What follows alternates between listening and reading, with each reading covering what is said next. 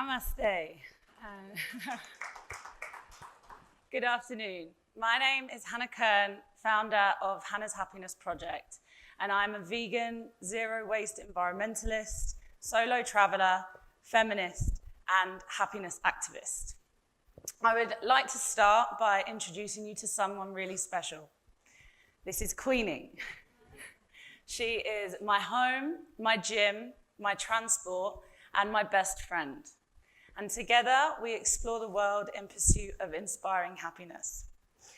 But before I get onto our journey together and what took us down this road, I would like to share a small exercise with you. So I know you've been listening for a long time, but if I could ask for your participation, please, on the count of 3, I want you to turn to face the person sitting next to you. And when I count you down from 3 to 1, I want you to look them directly in the eyes and hold a smile for 3 seconds. So on 3, 2, 1, smile. And relax. What you might have noticed is that what began as a fake smile turned into a real one. And the moment that you shared with the person sitting next to you, whether that was a friend, a stranger, a colleague, or someone that you've gotten to know recently, is that that moment became special and it made you feel good. And why is that? It's because when we smile, it activates muscles, sending waves of signals to our brains, and that releases endorphins, serotonin, and dopamine, otherwise known as happy hormones. And these hormones, they make us relax, lowering our blood pressure and our heart rates. And when I noticed this, I started my fascination with the impact of smiling following a challenging chapter, the dark chapter of my life. When I was a child, I suffered with depression and I self-harmed. I used to inflict pain on myself for more than 4 years. Suffering with depression, or depression in general, is a hard thing to articulate, but is unfortunately something that many of us will actually be able to relate to. So I'd like to add that if that's something that you're feeling, never feel shame in reaching out to someone and seeking help. Some people suffer in silence, but it's not necessary, and you do have support. I sought help from someone who, at the young age of just 14, managed to make me feel worthy again. And he did that not because I did that, not because I was, longing to get out of this hole, because trust me, I wanted that for a very long time. I got out of my darkness and escaped that chapter because my friend, he inspired me to smile again. And he inspired me to smile so frequently that my brain felt the signals and released all these hormones and so much happiness. And I couldn't be consumed by sadness anymore. So when this all started to happen and I became fascinated with the impacts of smiling, I started to look at myself and others differently, really delving deep and reflecting and observing the world around me. So someone that really fascinated me was my dad. He was a door-to-door salesman, and I used to go to work with him quite often after school or on the weekends. We had the best time together, simply because he was like a big child. He was a big kid. He would never take himself too seriously, always crack silly jokes. But what I really admired and loved about him was that he never held back on paying someone a compliment or sharing a positive thought. And he had this ability to, break a barrier and make people feel, even if they were a complete stranger, that they'd known him and been a friend for years. And that was something I really admired. I remember this one day when we were at work together and we knocked on this door and an African woman answered. He picked up where she was from her accent, and he said to her, "Omuyafe." I probably said that wrong, but "Omuyafe," which means "you're beautiful" in her local language. Well, I have never heard anyone shriek as loudly with excitement as she did that day. I swear the whole neighborhood must have heard and felt the positive vibrations that were beaming out of her. And that encounter broadened my horizons and made me understand the potential impact that we had with our actions on one another. It taught me 3 valuable lessons. One, that a little bit of effort goes a really long way. 2, that it wasn't so much about the words that you said to someone, but more about the way that you made them feel. And 3, that making someone else feel good makes you feel good. And that, it left me inspired.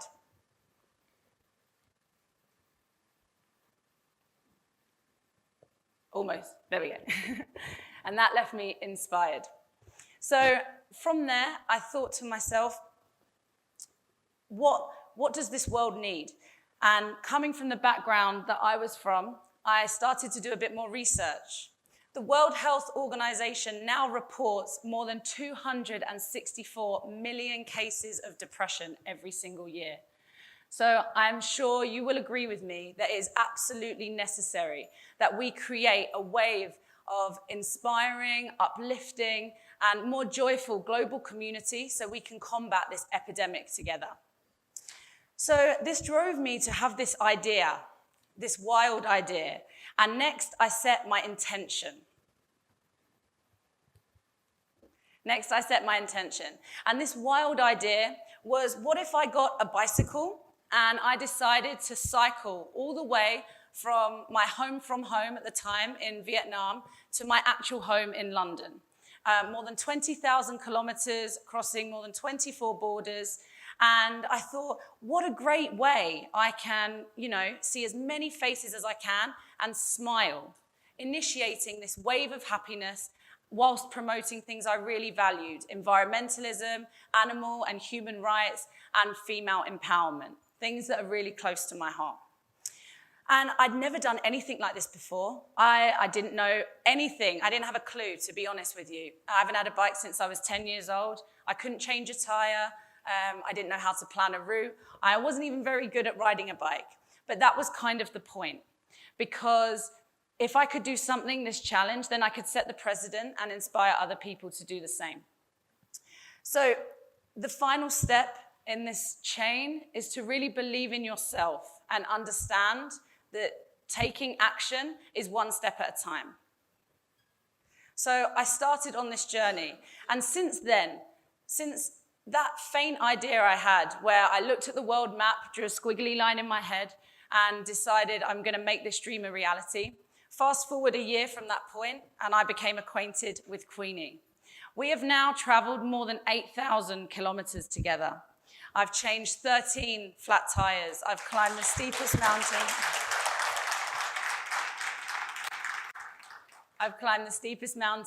I've had countless broken spokes because I carry a lot of heavy weight.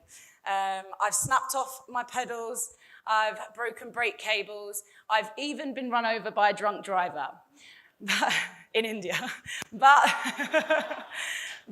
the greatest challenges are what have brought me the biggest pride.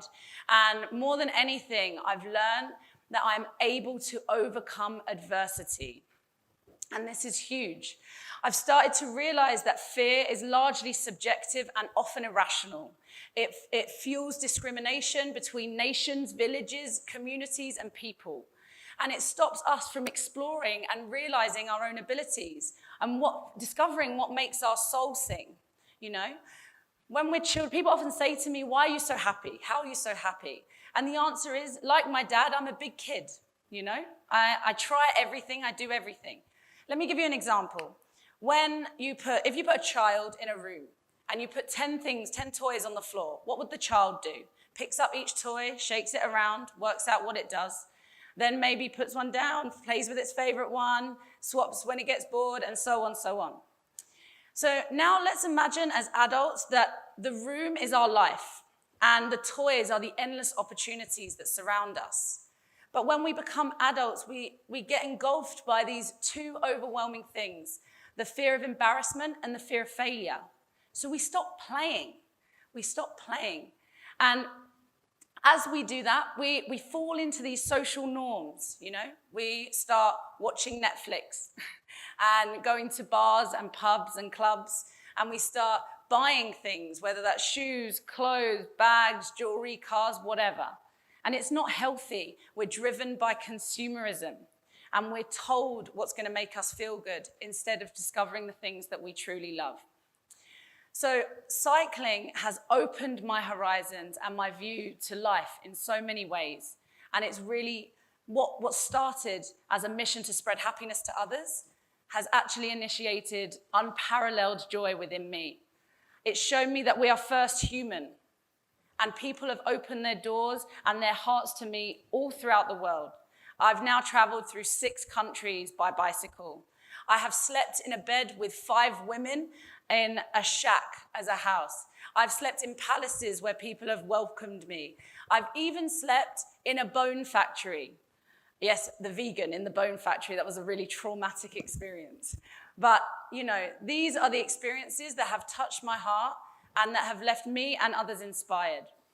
But my advice to you is to realize that the key to life is to really engage with it, Step in the circle and do the silly dance. Try out something new. You have nothing to lose and everything to gain. And the most challenging moments, you will feel pain, but learn to embrace it because your physical pain is your spiritual growth. And when you start to enjoy the suffering and you stop looking at the mountain and just see the giant task in front of you, and you start to tackle each 10 meters at a time, before you know it, you'll be at the top of the mountain. In fact, you'll be at the top of the next one because every action empowers your next one and every single person around you as well. Life is not meant to be easy, and I'm fully aware that some of us have had it harder or easier than others. Me, for one, being English, having white skin, and a passport that allows me to travel gives me such privilege over so many people in this beautiful, rich, diverse world. And it's not my or your fault that there is inequality, but it is our human responsibility to pay forward our privilege and share all that we are lucky enough to receive and lucky enough to learn. And we have to stand up to injustices. So today, I want to come back to that inspiration I took from when I was with my dad when I was young, and think about how we can make each other smile, Since I learned from him, every country that I visit, I learn how to tell someone that they are beautiful. Why?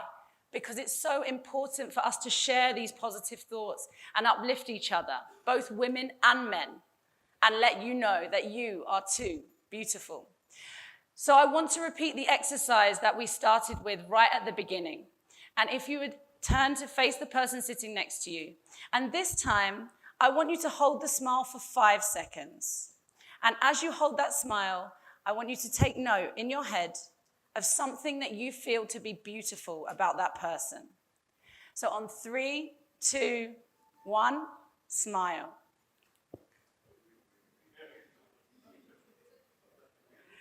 And relax. Now, at the end of this session, if you would like to, then feel free to share what you thought to be beautiful about that person. And who knows, maybe I think you'll share another smile.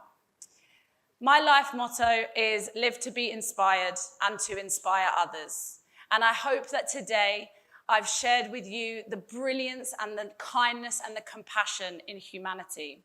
So I hope that you leave today reflecting on all of the wonderful things you've heard and observed from the incredible speakers of this session.